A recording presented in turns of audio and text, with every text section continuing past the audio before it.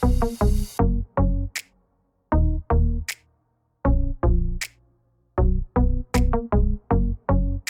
hey there, YouTube. Welcome back to the channel. I'm Adam. Thanks for hanging out with me for a little bit today. So today's video is something, I've been looking for quite a while. And, I've been trying to figure out which way I was going to go.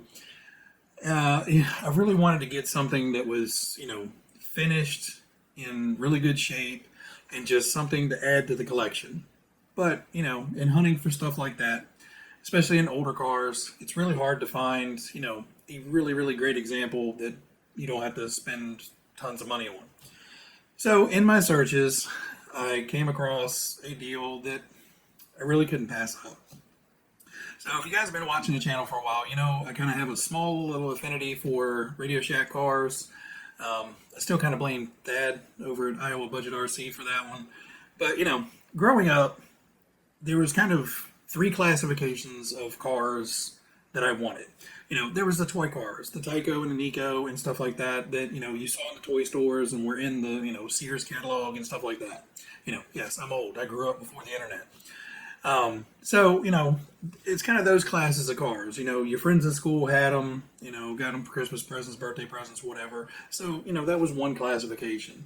And then on the other end of the spectrum, you had the hobby grade cars, everything you see behind me. And, a few of your friends in school may have had those. At least around here, there was a very select few that, their parents would spend that much money to get a good hobby grade RC. And then something that fell kind of in the middle ground was RadioShack. So for me, hobby grade was something that was not really easily attainable. There wasn't online shopping back then. You had to, place an order somewhere or go to a hobby shop. Growing up, my hobby shop was, about 12 square feet of floor space in the back of a pet store. It was Maru Pets. They had a little corner of a shop, and, that was where I got to see RCs. Everything else was catalogs and magazines, and most of the time, that was still inaccessible for me. So RadioShack was something I could actually go into the store, see them, touch them, and, probably drool on them a little bit. I know the guys at RadioShack were like, geez, not this kid again. He's going to go fondle all the RC cars for an hour. But anyway, I digress. So RadioShack cars, for me, was kind of in that middle ground. To me, they felt a little bit better than toy grade, or at least some of them did. And then, they ventured kind of towards the hobby grade side. So one of the ones that I wanted for a long time was the Golden Arrow. And, I never did get it when I was a kid. So recently I've been on the lookout for a really quality Golden Arrow kit. Something verging on new in box, preferably with the box and all that stuff.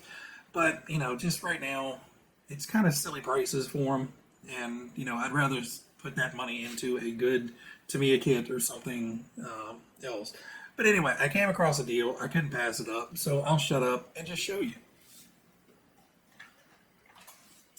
So it needs some work. It's not perfect. It's got scratches. It's got use. It's got dings. But,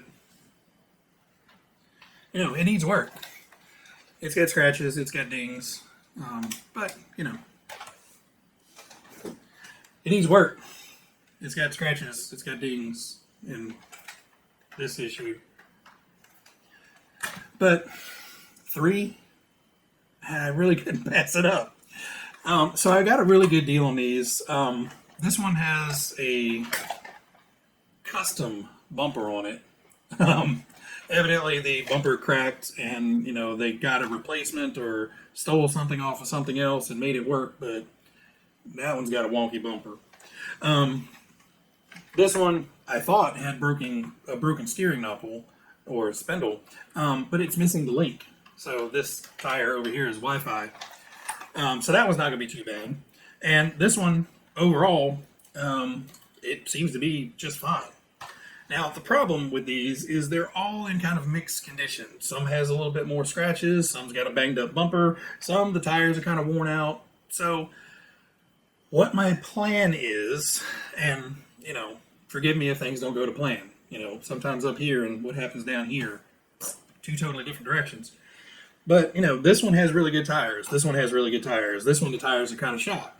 So, I'm going to try to kind of pick and choose which ones go where, just kind of start mashing three cars into one really good looking, nice, clean model just for the shelves.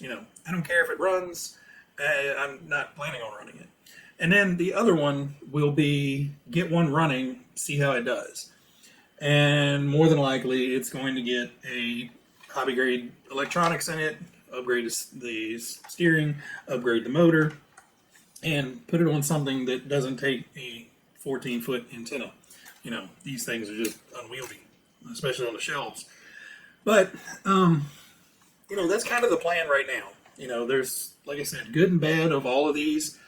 If anybody knows a company that sells these Golden Arrow stickers, drop it in the comment below.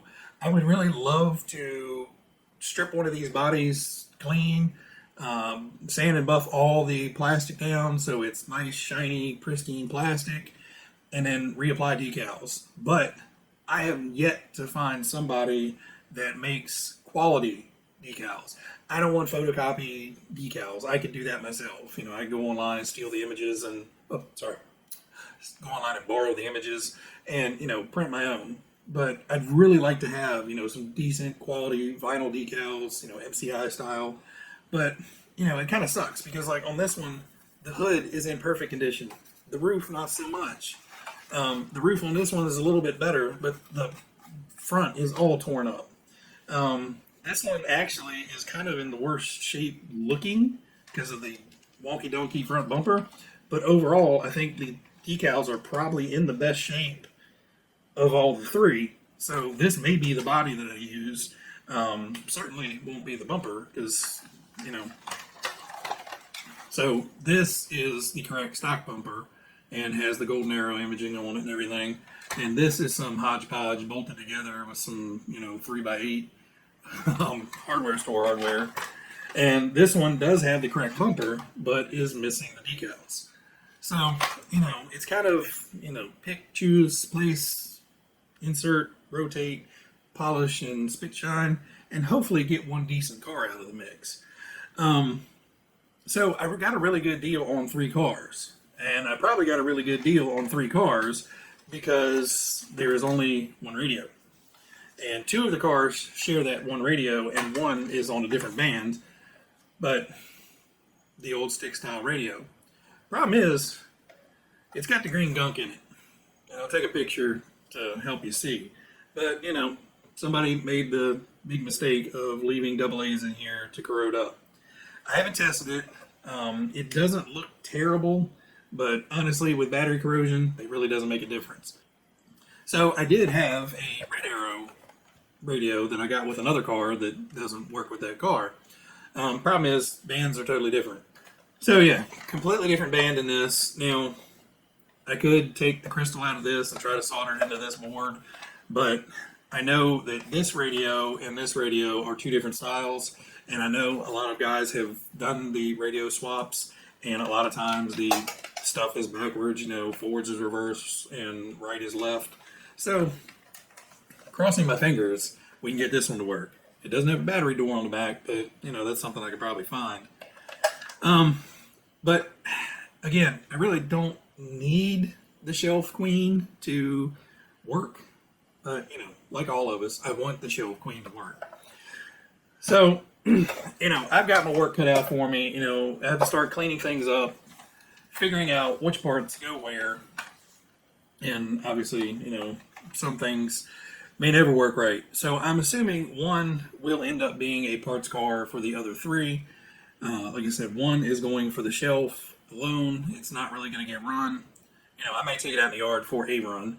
And then one, we're probably going to go ahead and get the electronics out of it. Stick a sport tune motor or something in it and a 1060 and, see what it'll do. I've got no high hopes for them. They all have friction shocks. The suspension is hard as a rock.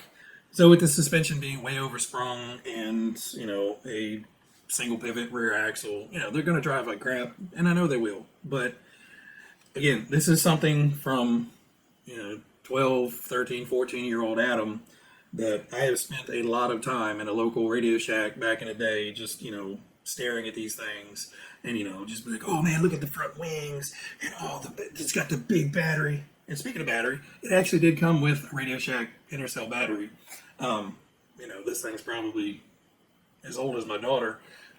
So, this is going to be for decoration on the shelf, but not running. So that's the plan. I think I have enough good parts. The tires on the good cars seem to be soft enough that, I should be able to kind of swap parts around and get everything cleaned up. Let me know, what would you guys do with 3 different ones? Would you guys have kind of the same mentality, make a shelf queen, make a runner, and then, kind of have a parts car laying around? That's kind of the goal right now. We'll see. But, unfortunately, none of them are ready to run. So that's kind of going to be it for this one, unfortunately. So sadly, Mother kind of Addam sits here and talks to you guys, but with triplets this time. The intent was not to have 3 cars. Somewhat even in my head, you got 3 of the same car. Why? Because I want to make one pretty one. Anyway, guys, that's kind of what I got for you today. Future stuff on the channel of getting all these things worked on. So if you guys know any links down below of, where I could possibly get a good set of decals, I've looked on MCI site. They have very few RadioShack things, and unfortunately, the Golden Arrow is not one of them, sadly, because that was my first place to look. But if you guys know anybody, or, have anybody that could possibly do it, I'm looking for, quality vinyl, exact reproduction, or as close as I can get to exact reproduction decals. I've got no way to scan these to have them, so whoever does it's going to have the files. But anyway, that's the plan. We'll see how long this actually takes to come to fruition. But anyway, guys, everybody out there, you guys be happy, be healthy, be safe, and I will catch you on the next episode. And Lord knows what I'll be into next time around. See you guys.